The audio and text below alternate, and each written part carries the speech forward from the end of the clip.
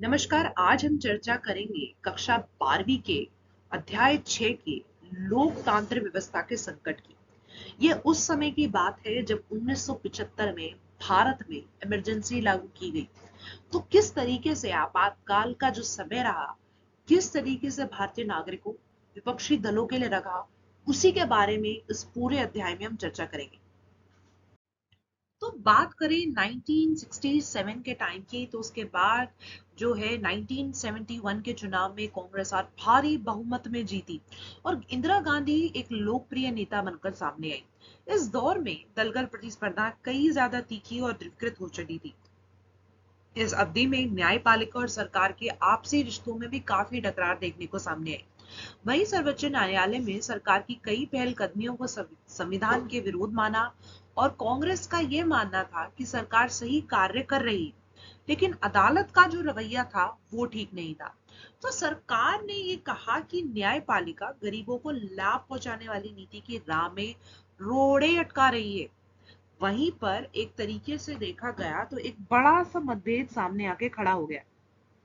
वहीं कांग्रेस के विपक्ष में जो दल थे, उन्हें लग रहा था कि सरकारी प्राधिकार को निजी प्राधिकार मानकर इस्तेमाल किया जा रहा है और राजनीति हद से ज्यादा व्यक्तिगत होती जा रही है। तो कांग्रेस की टूट से इंदिरा गांधी और उनके विरोधियों के बीच काफी मतभेद गहरे हो चुके थे।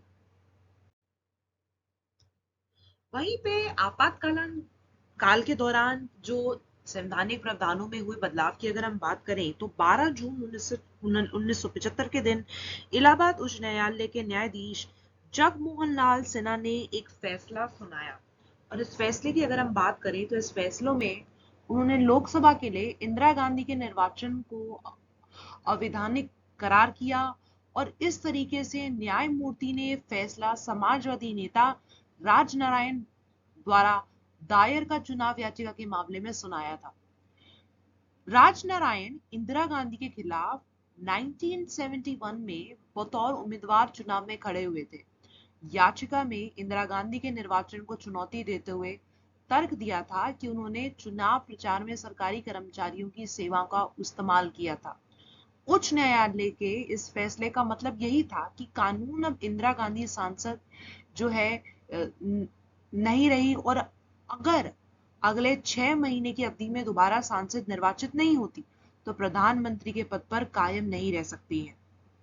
वहीं पर 24 जून 1975 को सर्वोच्च न्यायालय ने उच्च न्यायालय के इस फैसले पर आंशिक स्थगनेश सुनाते हुए कहा कि जब तक इस फैसले को लेकर की गई अपील की सुनवाई नहीं होती तब तक इंदिरा गांधी सांसद बनी रहेंगी, लेकिन वे लोकसभा की कार्रवाई में भाग नहीं ले सकती हैं। वहीं पे अगर बात करें 1975 की, तो ये भारत के लिए एक ऐसा समय रहा जब 25 जून 1975 के आपातकालीन के आर्थिक कारण जो बताए जाते हैं कि सबसे पहला था गरीबी हटाओ के नारों का अर्थविहीन होना। उसी के साथ भारत की अर्थव्यवस्था पर एक भारी बोझ जो था उस समय पड़ चुका था और अमेरिका से आर्थिक सहायता का उस समय आना बंद हो गया। वहीं अंतरराष्ट्रीय बाजार में तेल की कीमतों में बहुत ही ज्यादा वृद्धि हो चुकी थी और भारत में देखा गया कि जिस तरीके से जो प्राइजेस थे सामानों के, जिस तरीके से रेट थे बहुत ज्यादा बढ़ने लगे, वहीं बेरोजगारी अपनी चरम सीमा पे थी। वहीं वर्षा में मॉनसून की असफलता हुई और ये जो थे मुख्य कारण बताए गए कि किस तरीके से आपातकाल की आर्थिक कारण यहाँ पे बने। वहीं पे बात करें गुजरात और बिहार के आंदोलन की, तो गुजरात और बिहार दोनों जगह कांग्रेस की सरकार थी। वहीं जनवरी 1974 के माह में गुजरात के छात्रों ने खाद्यान्न, खाद्य तेल तथा अन्य वस्तुओं की बढ़ती कीमत तथा भ्रष्टाचार के खिलाफ एक आंदोलन छेड़ दिया। आंदोलन में बड़ी राजनीतिक पार्टी शरीक हुई। गुजरात में राष्ट्रपति शासन लगा दिया गया और विपक्षी दलों ने दोबारा चुनाव की मांग की। मोरारजी देसाई ने कहा, अगर चुनाव नहीं हुए तो भूख हड़ताल करेंगे। वहीं दबाव में 1975 में चुनाव करे गए और इन चुनाव का नतीजा ये निकल के आया कि कांग्रेस अब पूरी तरीके से हार चुकी थी। वहीं पे बिहार के छात्र आंदोलन की काफी अहम भूमिका रही। मार्च 1974 में बिहार में छात्राओं ने आंदोलन जब छेड़ा तो बढ़ती कीमतें, खाद्यान्न संकट, बेरोजगारी और भ्रष्टाचार के खिलाफ था। उन्होंने जयप्रकाश नारायण को बुलावा भेजा। जेपी नारायण इस अवधि में समाज सेवक बन चुके थे और जेपी ने छात्रों का जो निमंत्रण इस शर्त पर स्वीकार किया था कि आंदोलन अहिंसक रहेगा और अपने को सिर्फ बिहार तक ही सीमित नहीं रखेगा। जयप्रकाश नारायण ने बिहार की कांग्रेस सरकार को उस समय हटाने की मांग की और उसी के साथ उन्होंने सामाजिक, आर्थिक और राजनीतिक दायरे में संपूर्ण क्रांति का आरंभ शुरू कर दिया। वहीं जयप्रकाश नारायण ने रेलवे के कर्मचारियों से राष्ट्रव्यापी हड़ताल में शामिल होने के लिए काफी प्रेरित किया और इससे रोज के कामकाज ठप होने का खतरा काफी ज्यादा पैदा हो चुका था। सन 1975 में जयप्रकाश नारायण ने जनता के संसद मार्च को संबोधित किया और देश की राजधानी में अब तक की सबसे बड़ी ये रैली जो कि निकली जा रही। लोक नायक जयप्रकाश नारायण की बात करें तो युवा अवस्था में मार्क्सवादी और कांग्रेस सोशलिस्ट पार्टी के सांसद महासचिव रहे हैं। 1942 के भारत छोड़ो आंदोलन के नायक वे रहे और नेहरू के उत्तराधिकारी के रूप में उन्हें देखा गया। वहीं पर नेहरू मंत्रिमंडल में शामिल होने से उन्होंने इनकार किया और 1955 के बाद सक्रिय राजनीति छोड़ी। वहीं गांधीवादी बनने के बाद भूदान आंदोलन में सक्रिय रहे। नागा विद्रोहियों की जो सुलह की बातचीत की उन्होंने एक मांग उठाई और कश्मीर में शांति प्रयास किए। वहीं चंबल के डकैतों से आत्मसमर्पण उन्होंने करवाया। वहीं बिहार आंदोलन के एक मुख्य नेता उनके सामने आए।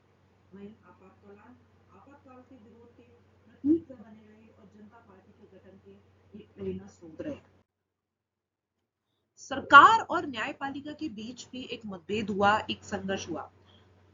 बात करें विवाद के तीन प्रमुख मुद्दों की, तो क्या संसद मौलिक अधिकार में परिवर्तन कर सकती है? तो क्या संसद संविधान में संशोधन करके संपत्ति के अधिकार में काट-छांट कर सकती है? मुख्य न्यायाधीश बनने का मुद्दा 1973 यानी 3 अनुभवी जजों छोड़ करके एन राय को जज बनाया।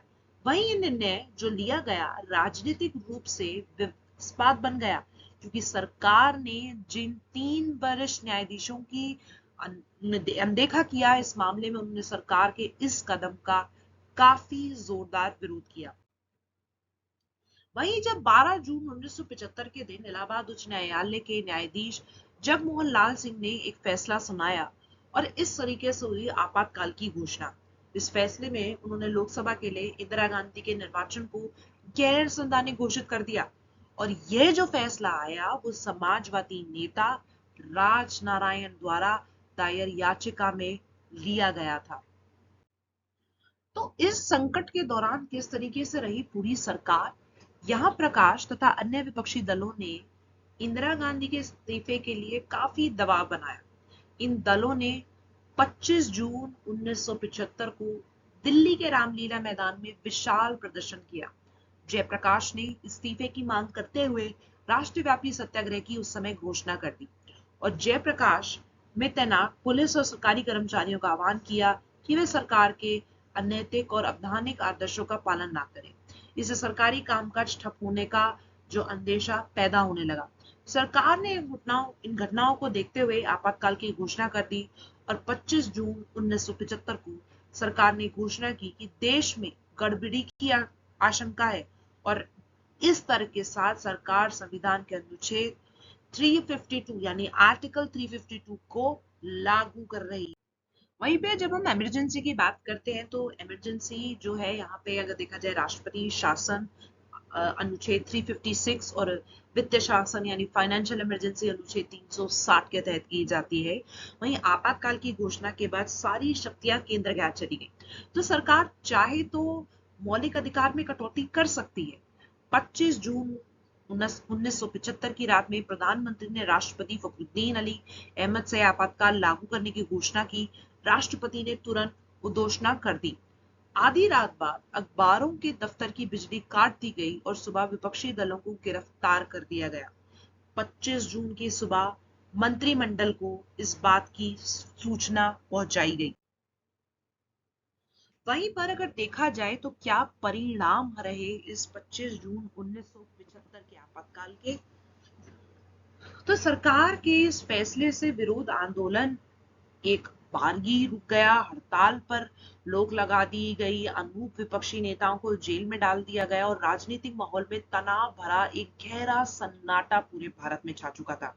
सरकार निवारक नजरबंदी का बड़े पैमाने पर इस्तेमाल किया। इस प्रावधान के अंतर्गत लोगों को गिरफ्तार इसलिए नहीं किया गया कि उन्होंने कोई अपराध किया है। आपातकालीन के दौरान निवारक नजरबंदी अधिनियमों का प्रयोग करके बड़े पैमाने पर गिरफ्तारी की। वहीं 75 के बाद 1976 के अप्रैल माह में सर्वोच्च न्यायालय की संवैधानिक पीठ में उच्च न्यायालय के फैसले को उलट दिया और सरकार की डली मान लिया। आपातकाल के मुख्य फलत और प्रतिरोध की घटना घटी। पहली नजर में जो राजनीतिक कार्यकर्ता गिरफ्तारी से बच गए थे वह भूमिगत हो गए और उन्होंने सरकार के खिलाफ एक मुहिम चलाई। संसद में संविधान के सामने कई नई चुनौतियां खड़ी हुई। इंदिरा गांधी के मामले में इलाहाबाद उच्च न्यायालय के फैसले की पृष्ठभूमि में संविधान में संशोधन हुआ। आपातकाल का पूरे तरीके से देखा जाए तो बहुत ज्यादा विरोध हुआ और जो विकास की रफ्तार में बैठ गए थे वह भूमिगत हो गए। इंडियन एक्सप्रेस और स्टेट्समैन प्रेस सेंसरशिप का विरोध किया। सेमिनार और मेस्ट्रीम जैसे मैगजीन बंद हो गए। लेखक शिवराम क्रांत और फणीश्वर नाथ रेणु ने लोकतंत्र के दामने में अपनी पदवी लौटा दी। वहीं इलाहाबाद उच्च न्यायालय के फैसले के संविधान संशोधन में प्रावधान किया गया कि प्रधानमंत्री, राष्ट्रपति और उपराष्ट्रपति पद को अदालत में चुनौती नहीं दी जा सकती। तो आपातकाल की स्थिति में लोगों के सामने एक प्रश्न आया कि अगर सरकार के पास इस स्थिति से निपटने के लिए कोई और तरीका नहीं था, क्या वो सेना का इस्तेमाल नहीं कर सकती थी, क्या वो पुलिस का इस्तेमाल नहीं कर सकती थी, इस्तीफा नहीं ले सकती थी? तो सरकार जिस तरीके से यहाँ पे देखा जाए मानना था कि बार बार का विरोध जो हो रहा है, प्रदर्शन लोकतंत्र के लिए ठीक नहीं है और इस तरीके से आपातकाल की स्थिति बनी। इससे अस्थिरता पैदा होती है और सरकार का ध्यान विकास के कामों में भंग होता है।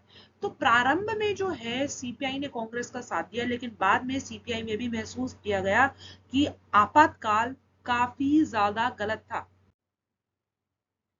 वहीं पे शाह जांच आयोग की बात करें तो जनता पार्टी की सरकार ने 77 शाह जांच आयोग का गठन किया और जेसी शाह जो कि सर्वोच्च न्यायालय के पूर्व न्यायाधीश थे, 25 जून 75 में 1975 के आपातकाल के दौरान की गई कार्रवाई कथा सत्ता के दुरुपयोग, अत्याचार और कदाचार के विभिन्न आरोपों के विविध पहलुओं की जांच के लिए किया गया था। तो हजारों गवाहों के बयान दर्ज किए गए और इंदिरा गांधी का भी ध्यान देने का प्रयास किया गया और इंदिरा ने लेकिन यहाँ पे किसी तरीके का कोई बयान बिल्कुल भी नहीं दिया। तो क्या क्या ऐसी चीजें मानी जाती है जो आपातकाल के दौरान काफी गलत हुई? सत्ता का दुरुपयोग किया गया और इसके बूते ज्यादा जातियां जो लोगों की हुई वो एक बहुत बड़ी चीज यहाँ पे मानी गई। सरकार ने 20 सूत्री जो कार्यक्रम की घोषणा की और इसे लागू करने का अपना जो तरीके से जो एक संकल्प यहाँ पे दोहराया, ये एक तरीके से ठीक नहीं रहा। वहीं आपातकाल के दौरान जो अनेक प्रमुख नेताओं को गिरफ्तार कर दिया गया और जिसमें से लगभग 650 से ज्यादा नेताओं की गिरफ्तारी हुई। निवारक नजरबंदी के तहत लगभग 1,11,000 लोगों को गिरफ्तार किया गया था। बिजली काटी गई, अखबारों के दफ्तरों की, दिल्ली में झुग्गी बस्तियों को हटाने और उसी के साथ जबरन नसबंदी करने की मुहिम चलाई गई। संजय गांधी ने सरकारी कामकाज में काफी ज्यादा दखलंदाजी करनी शुरू कर दी। तो क्या सबक मिला 25 जून 1975 के आपातकाल के बाद? तो भारत के लोकतंत्र को कोई विदा कर नहीं सकता है क्योंकि भारत का लोकतंत्र बहुत ज्यादा मजबूत है। आपातकाल अब अंदरूनी गड़बड़ी बताकर नहीं लगाया जा सकता, केवल सशस्त्र विरोध की स्थिति में ही लगाया जा सकता है। आपातकाल की घोषणा की सलाह मंत्री परिषद लिखित में राष्ट्रपति को देंगे और तभी कोई आपातकाल जो है डिक्लेयर किया जा सकता है।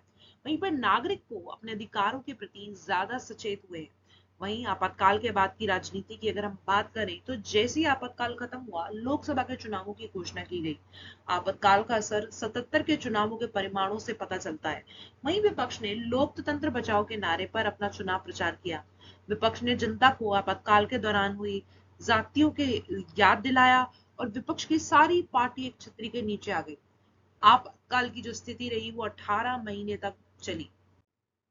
वहीं पे लोकसभा के 1977 के चुनाव की अगर हम बात करें, तो जनवरी में जब चुनाव हुए, तो जब चुनाव करने का फैसला किया गया, सभी नेताओं को जेल से रिहा कर दिया गया। वहीं 77 के मार्च में चुनाव हुए, ऐसे में विपक्ष को चुनावी तैयारी साकड़ा कम समय मिला और चुनाव से पहले विपक्षी पार्टी एक साथ मिल गई और जनता पार्टी बनाई। नई पार्टी में जयप्रकाश नारायण के नेतृत्व में सौंपा गया और कांग्रेस के कुछ नेता जो आपातकाल के खिलाफ से जनता पार्टी में शामिल हो गए। जब जीवन राम ने नई पार्टी बनाई, कांग्रेस फॉर डेमोक्रेसी, तो ये पार्टी भी जनता पार्टी में शामिल हो गई और पार्टी ने चुनाव प्रचार में आपातकाल के दौरान हुई जो जातियों को जनता के सामने पेश किया।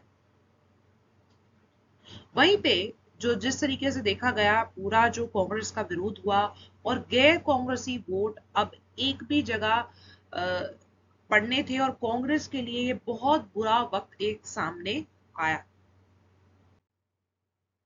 वहीं पे जब 1970 के परिणाम आए, तो उत्तर भारत में कांग्रेस का काफी बुरा हाल रहा। बिहार, यूपी, दिल्ली, हरियाणा और पंजाब में एक भी सीट कांग्रेस को नहीं मिली। वहीं कांग्रेस को राजस्थान और मध्य प्रदेश में केवल एक सीट मिली। इंदिरा गांधी रायबरेली से चुनाव हार गई और संजय गांधी अमेठी से। महाराष्ट्र, गुजरात, उड़ीसा में कांग्रेस की सीट जीती, लेकिन उत्तर भारत का जो मध्य वर्ग कांग्रेस से दूर जाने लगा।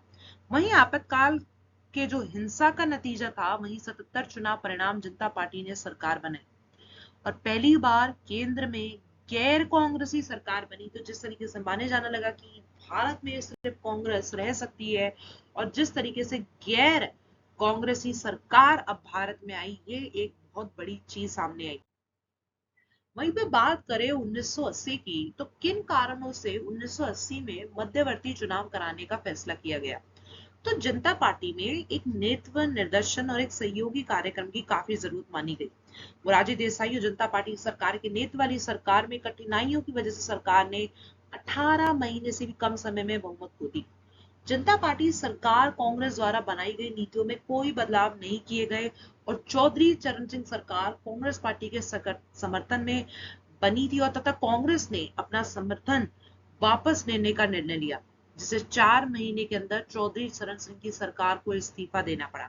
वहीं उपर्युक्त कारणों की वजह से 1980 में मध्यवर्ती चुनाव हुए, जिनमें जनता पार्टी की हार हो गई और दोबारा जो है देखा गया कि फिर एक बड़ी नंबर से के साथ इंदिरा गांधी के नेतृत्व में कांग्रेस वापस आई। तो एक चीज भारत के सामने अब खुलकर आ गई थी कि मतदान और मतदाता दोनों ही बहुत ज्यादा जरूरी है। 1977 के बाद पिछड़े वर्गों की भलाई का मुद्दा भारतीय राजनीति पर काफी ज्यादा होने लगा और बिहार में जो है ओबीसी आरक्षण पर शोर मचाया गया। वहीं इसके बाद जनता पार्टी ने सरकार ने मंडल आयोग इस समय नियुक्त किया और मंडल आयोग की जब हम बात करते हैं, मंडल कमीशन की हम आयोग की बात करते हैं, तो ओबीसी आरक्षण से इनका जो है लेन देन माना जाता है और किस तरीके से कितनी परसेंटेज में जो रिजर्वेशन ओबीसी के लिए रखी जाएगी, इसका इन्होंने चयन किया। तो हमने आज अपने लेक्चर में जाना कि 1975 का राष्ट्रीय आपातकालीन आंतरिक अशांति के आधार पर लगाया गया था और केशवानंद भारती मुकदमा संविधान की मूल संरचना का प्रसिद्ध रहा। 1980 के चुनावों में कांग्रेस को लोकसभा में जिस तरीके से सीटें प्राप्त हुई और 75 के राष्ट्रीय आपातकाल के दौरान जो है 22वें संविधान संशोधन किया गया और 25 जून 1975 को आपातकाल जब लागू करने की घोषणा के समय भारत के राष्ट्रपति फखरुद्दीन अली अहमद रहे। आपातकाल के दौरान गरीबों के हित के लिए इंदिरा गांधी ने 20 सूत्री कार्यक्रम की घोषणा की थी और मोरारजी देसाई की सरकार गिरने के पश्चात भारत का प्रधानमंत्री चौधरी चरण सिंह जी को बनाया गया। Indira is India, India is Indira का नारा कांग्रेस अध्यक्ष डी के बरुआ ने 1974 में दिया था और प्रेस सेंसरशिप का विरोध करने वाले 2 समाचार पत्र थे, इंडियन एक्सप्रेस और स्टेट्समैन। इसी के साथ साथ हमने बात करी मंडल कमीशन की। तो इसी के साथ अंत करेंगे हम अपनी चर्चा का यहीं पे। धन्यवाद।